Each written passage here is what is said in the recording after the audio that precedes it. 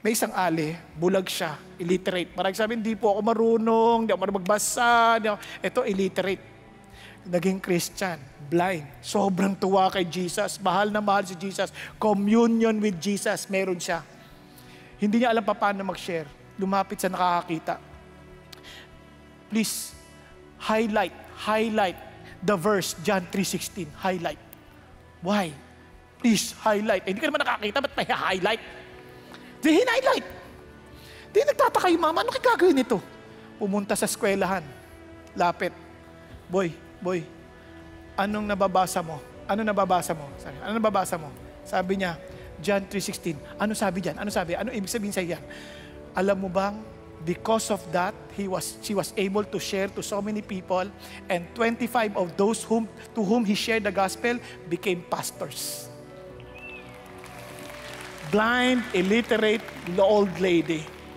Walang excuse. Pagkakaisang puso ni Jesus, walang excuse. Kaya mo kinikwento mo dahil mahal mo si Jesus. Dahil kaisa kayo ni Jesus, kaisa kayo sa mission ni Jesus. Yung mission ni Jesus, sabi ng Bible.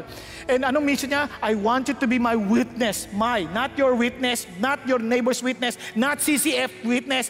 My witness, both in Jerusalem, in Judea, in Samaria, and even to the remotest part of the earth. Bakit?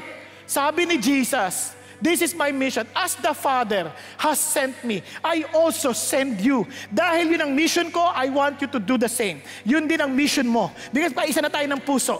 Kaya maraming magpamilya, mag-asawa, hindi nagkakaayos. Bakit? Iba gusto ng lalaki, iba gusto ng babae. Kaya nagkagusto sila sa iba. Mali. Love is not gazing at each other. It is looking towards the same direction. You have the same mission. Kaya sabi ni Amos, how can two walk together when they do not agree? Diba? Kaya if you are with a common union with Jesus, with communion with Jesus, you are one with His heart. You are one with His direction. Sabi, as my Father sent me, I'm sending you. Kaya nga, ganun na lang yung prayer niya. As you send me into the world, I also send them into the world, Lord. For their sake, I sanctify myself, that they themselves may also be sanctified in truth. Kaya nga, Lord, kaya ako talagang, I walk to fulfill the law, to fulfill everything, the requirements of the law, because I want them to be sanctified. So sanctify them too. And sabi ng Lord, I do not ask on behalf of this alone, but for those also who believe in me through their word. So hindi lang yung mga alagad, kasama na tayo.